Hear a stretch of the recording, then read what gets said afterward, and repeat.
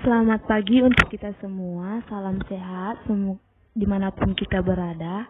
Jadi di sini saya akan melakukan penjelasan mengenai bab 3, yaitu fungsi-fungsi manajemen dengan mata kuliah pengelolaan pendidikan dengan saya sendiri, Sandra F. Purba dari kelas 4A dengan MPMA 1M020007. Pendahuluannya yaitu sebagai kehadiran manajemen dalam organisasi adalah untuk melakukan kegiatan-kegiatan agar suatu tujuan tercapai dengan efektif dan efisien. Secara tegas, tidak ada rumusan yang sama dan berlaku umum untuk fungsi manajemen. Para tokoh manajemen berbeda pendapat dalam menentukan fungsi atau bagian apa saja yang harus ada dalam manajemen.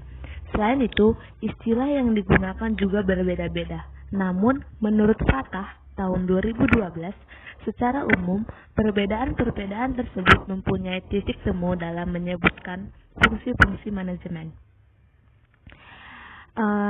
Jadi yang kita bahas dalam materi ini itu dimulai dari ada 4 pokok pembahasan. 1 yaitu perencanaan, 2 yaitu pengorganisasian, 3 yaitu penggerakan, dan yang terakhir itu adalah pengawasan. Dimulai dari perencanaan.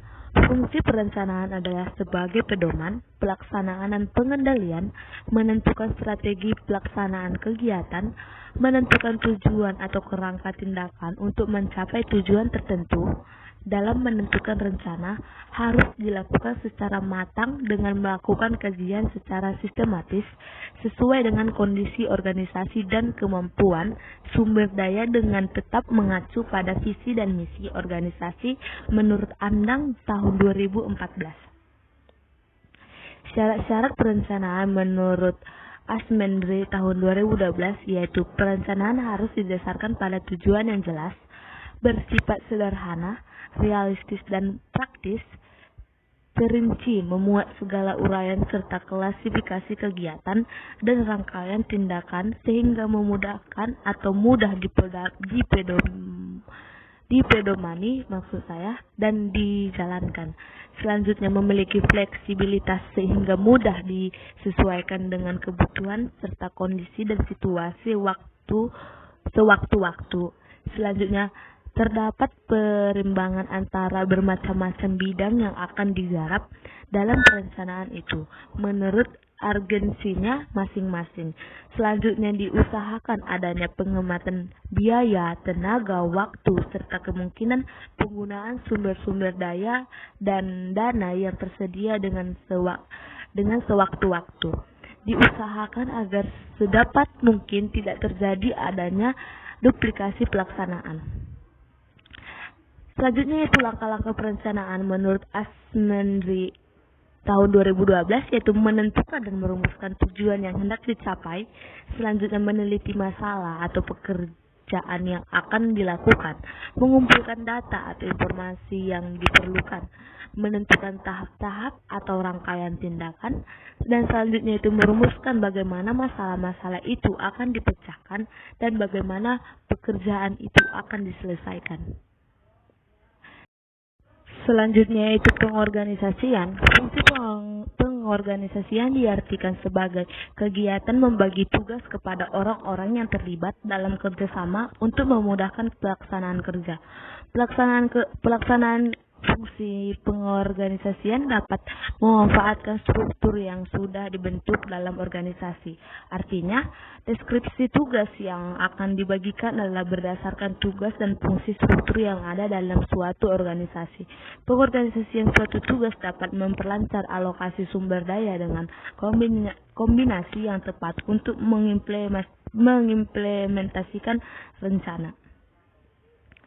Proses pengorganisasian itu menurut Suwarto 1978 menyebutkan proses organisasi meliputi beberapa kegiatan yaitu sebagai berikut, yaitu perumusan tujuan yang dimana tujuan harus dirumuskan secara jelas dan lengkap baik mengenai ruang lingkup perkara dan sarana yang diperlukan serta jangka waktu pencapaian tujuan. Selanjutnya itu penetapan tugas pokok. Hal yang harus diperhatikan yaitu Tugas pokok harus merupakan bagian dari tujuan dan tugas pokok harus dalam batas kemampuan untuk dicapai dalam jangka waktu tertentu. Selanjutnya itu perincian kegiatan, dan kegiatan ini selain harus disusun secara lengkap dan terperinci, juga perlu diidentifikasi kegiatan-kegiatan yang penting dan yang kurang penting. Selanjutnya itu pengelompokan kegiatan-kegiatan dalam fungsi-fungsi. Kegiatan yang erat hubungannya satu sama lain dikelompokkan menjadi satu. Kelompok kegiatan sebagai hasil dari pengelompokan ini disebut fungsi. Selanjutnya yaitu departementasi, yaitu merupakan proses konservasi fungsi-fungsi menjadi satuan-satuan organisasi dengan berpedoman pada prinsip-prinsip organisasi. Dalam hal ini, prinsip yang harus diperhatikan yaitu setiap organisasi memerlukan pengkoordinasian. Setiap organisasi memerlukan adanya hierarki. Selanjutnya itu pelimpahan otoritas. Otoritas dapat diartikan sebagai kekuasaan atau hak untuk bertindak atau memberikan perintah untuk menimbulkan tindakan-tindakan dari orang lain. Selanjutnya yaitu staffing, yang dimana staffing ini merupakan penempatan orang-orang pada satuan-satuan organisasi yang telah tercipta dalam proses departementasi maksud saya. Selanjutnya yaitu ada fasting, yang merupakan proses terakhir dalam penyusunan organisasi itu sendiri. Selanjutnya yaitu penggerakan. Terry mendefinisikan actuating atau tindakan untuk mengusahakan agar semua anggota kelompok suka berusaha untuk mencapai sasaran agar sesuai dengan perencanaan manajerial dan usaha organisasi. Accounting adalah bagian yang sangat penting dalam proses manajemen. Berbeda dengan ketiga fungsi lain, planning, organizing, dan controlling, accounting dianggap sebagai intisari manajemen karena secara khusus berhubungan dengan orang-orang. Terry menyatakan bahwa sukses dalam manajemen sebagian dipengaruhi oleh beberapa hal, yaitu mendapatkan orang-orang yang cakap, mengatakan kepada mereka apa yang hendak dicapai dan bagaimana cara mengerjakan apa yang kita inginkan.